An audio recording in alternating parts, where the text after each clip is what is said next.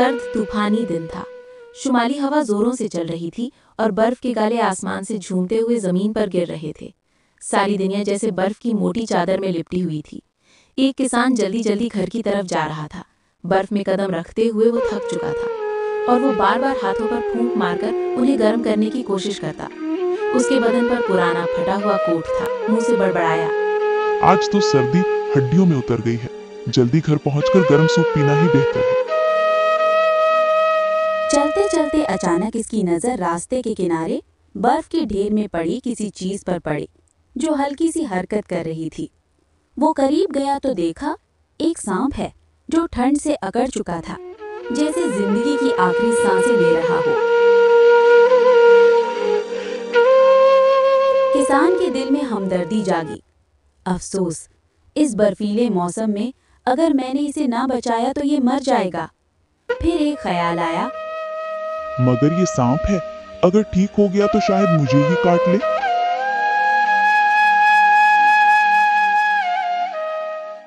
वो कुछ लम्हे दो दिल में रहा।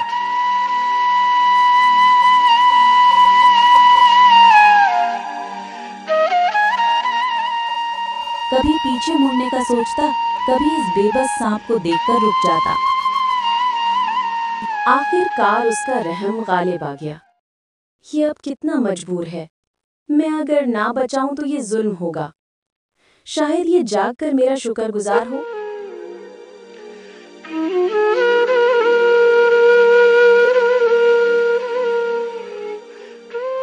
यूं उसने एहतियात से सांप को उठाया और अपने सीने से लगा लिया ताकि अपने जिस्म की हरारत से उसे गर्म करे। कुछ देर बाद सांप ने हरकत की। किसान खुशी से मुस्कुराया। शुक्र है तुम जिंदा हो गए।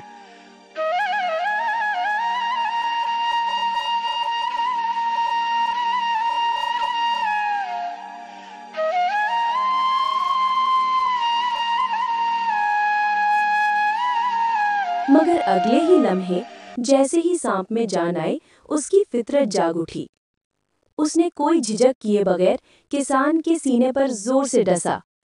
किसान चीखा, हाथ सीने पर रखे लड़खड़ाया, चंद कदम पीछे हटा। मैंने तो नेकी की थी, ये क्या किया तूने? जहर उसके बदन में फैलने लगा। हाथ पांव सुन्न होने लगे। वो घर की सिमत लड़खड़ाता चला, मगर हर कदम उसके लिए बोझल था। आंखों के सामने अंधेरा छाने लगा। दुनिया घूमने लगी। आखिरकार वो बर्फ पर गिर पड़ा। उसने आसमान की तरफ देखा और आखिरी सांस लेते हुए कहा, मैंने खैर चाही, मगर उसकी फितरत भूल गया। अंजाम मेरा अपना कसूर है।